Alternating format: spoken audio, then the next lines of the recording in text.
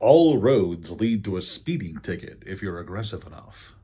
Hey there, kiddos, and welcome back to the channel. I'm Uncle Frank, and I'm hoping that you are having a great day. And in today's video, we are going to be sitting back in a chair that is absolutely not squeaky, relaxing, and having a conversation with all of you about the hidden cost of collectibles, collecting in general, whether it be video games, figurines, toys, cards, whatever have you, whatever you would like to collect. There is at least one large hidden cost I think goes into collecting as a hobby.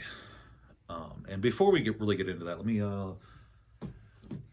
grab something to show you guys. This is a dot hack sign. It's like a collector's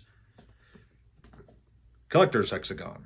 And if you have not watched Dot Hack Sign, I highly recommend it. It is a very good anime. Part of one of the better franchises to come out of Japan, in my opinion. I like Dot Hack Sign a lot. I like its themes. I love its music.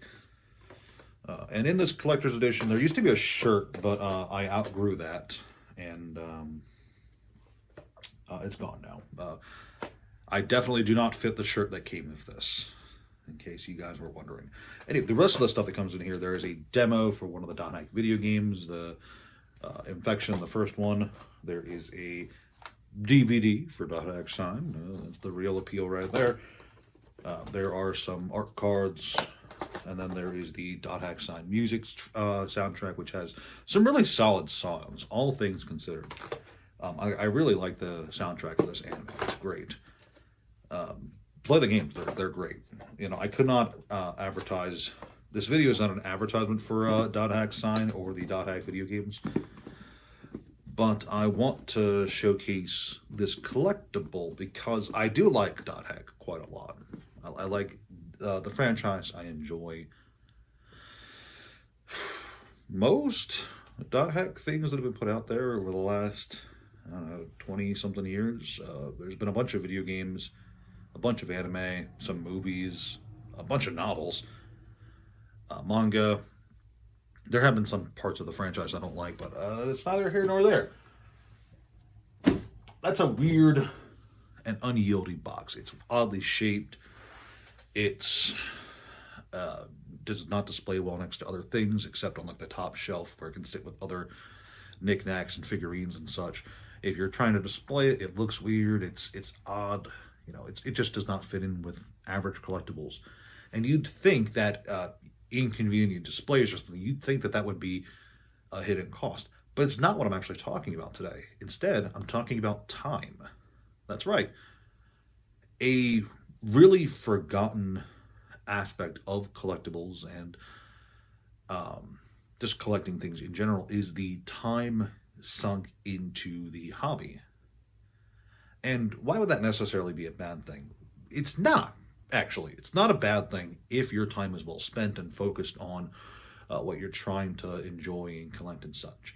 And I do enjoy Dot Hack quite a lot.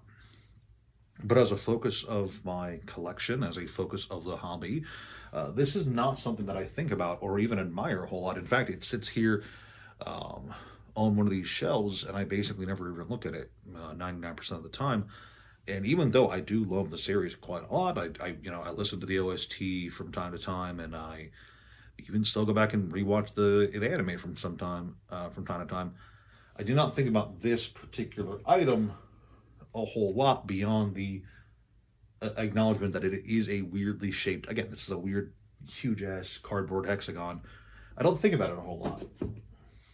And when you're going through your collection, when you're evaluating your collection after months and months, looking through things, you'll notice that there's a lot of items in your collection if you are collecting quite a lot, especially if you're not collecting with conviction and you don't have a special focus that you're sticking to.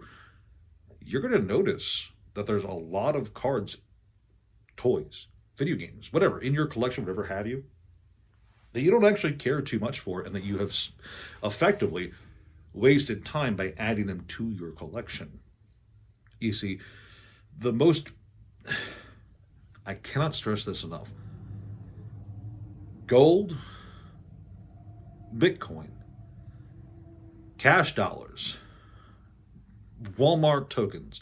There are all sorts of money. There's all sorts of currency out there in the world that we use to exchange for goods and services. But the most important currency you have at your disposal will always be the time you spend doing whatever it is you're doing. Okay? I know it sounds corny, but every second of your day counts because you only have so much time on this planet.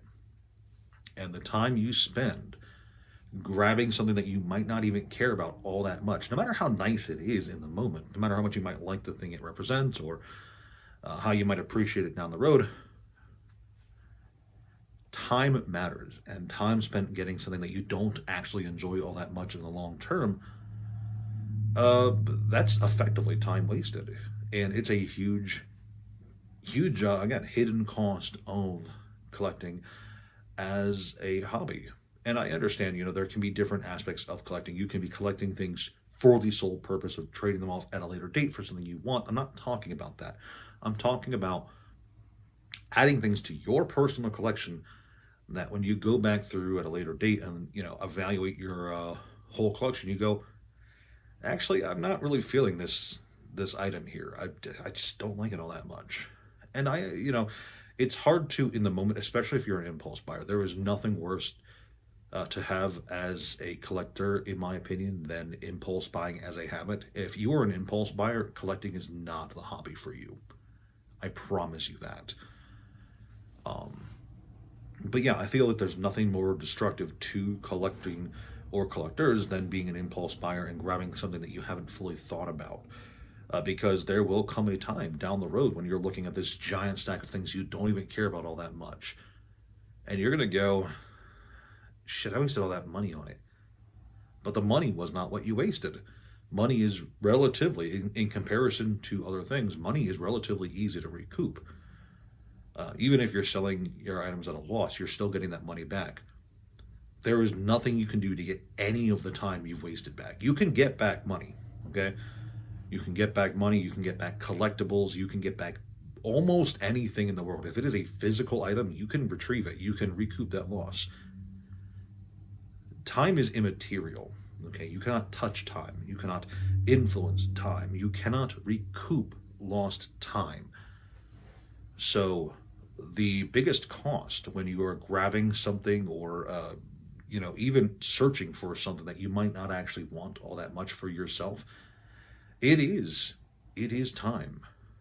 And it's important, I think. This is going to segue to the real lesson here, is that when you are embarking on your collecting journey, I think it's very important to make a list of things that you actually want for yourself and to really focus on that list, to make your collection yours by approaching it with conviction, with focus, and with an actual goal in mind of some sort. You should always be focusing more or less on what you actually want out of your collection journey, whatever that collection journey is, whether it be cards, video games, toys, etc.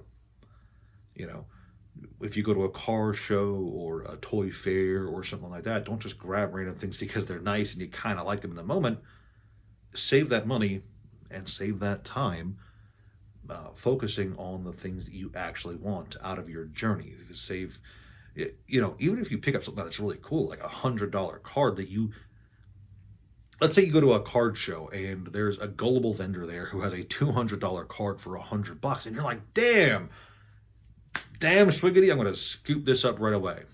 And congratulations, you have made a good $100 deal, but it turns out to be a card you can't actually sell. It's not that value. It's valuable, but it's not that desired right now. So while it is a $200 card, no one's really buying it for $200, and you waste a lot of time trying to sell it for some profit, and eventually you settle on $125, but that's weeks later.